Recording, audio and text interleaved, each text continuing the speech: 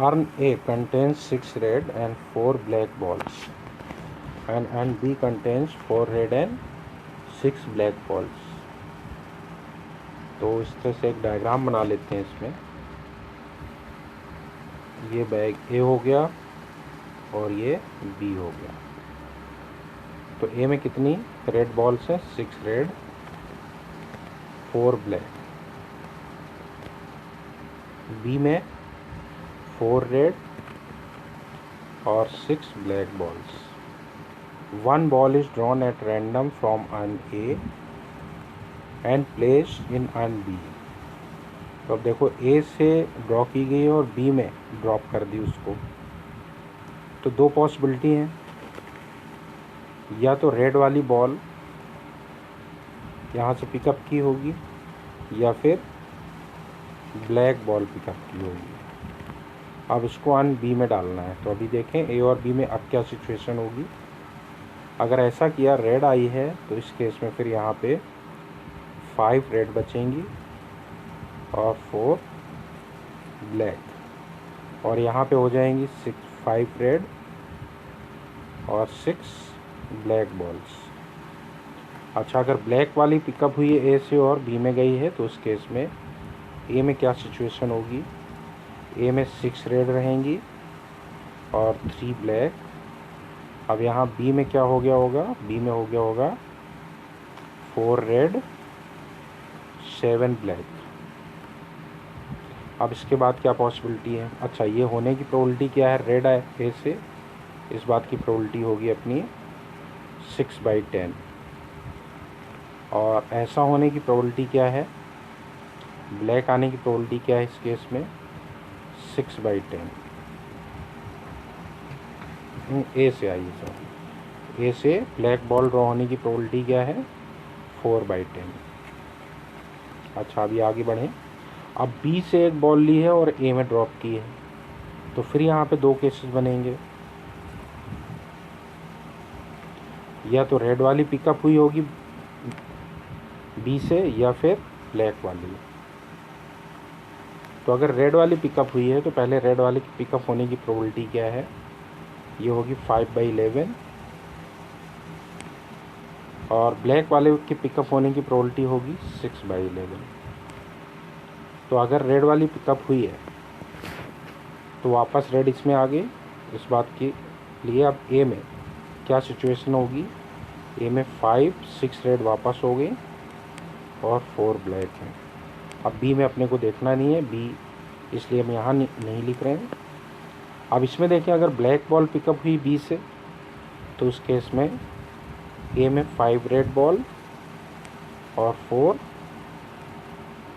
Black वाली आई है 5 black balls.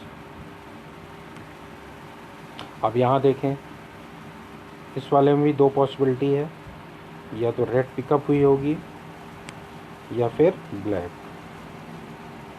तो बॉक्स बी से रेड पिकअप हुई हो इस बात की प्रोबेबिलिटी होगी 4/11, और ब्लैक पिकअप हुई है इस बात की प्रोबेबिलिटी 7/11। अब देखें ज़रा क्या सिचुएशन होगी। बॉक्स ए में रेड बॉल बी से ए में चली गई, तो अब यहाँ पे 7 रेड हो गई और 3 ब्लैक हैं। इस वाले में बी से ए में ब्लैक बॉल गई है, तो अब ए में सिचुएशन होगी 6 रेड और 4 ब्लैक। अब फर्दर ब्लैक बॉल निकाली गई है, तो इस वाले एक बॉल और निकाली गई है ए से, वो रेड हो इस बात की प्रोबेबिलिटी। तो इस वाले केस में रेड हो इस बात की प्रोबेबिलिटी होगी कितनी? 6/10। इस वाले केस में रेड हो इस बात की प्रोबेबिलिटी होगी रेड हो 5/10। इस वाले में रेड पिकअप हुई हो तो हो जाएगी 7/10, और इस वाले में रेड पिकअप हुई हो तो हो जाएगा 6/10। तो total probability is equal to, अब देखें टोटल प्रोबेबिलिटी क्या क्या केसेस होंगे। ये देखो, ये वाला अपना केस, यहाँ से पहले यहाँ जाएंगे तो 6/10 इनटू, अब यहाँ पे दो पॉसिबिलिटी है, 5/11 इंटू 6/10 या फिर 6/11 इंटू 5/10 प्लस, अब दूसरा वाला केस है ये 4/10, अगर ये वाले के थ्रू जा रहे हैं तो इसमें फिर आगे हमारे पास दो पॉसिबिलिटी है, 4/11 इंटू 7/10 या फिर 7/11 इंटू 6/10। तो ये टोटल प्रोबेबिलिटी हो गई, इसको सिंप्लीफाई कर लेते हैं।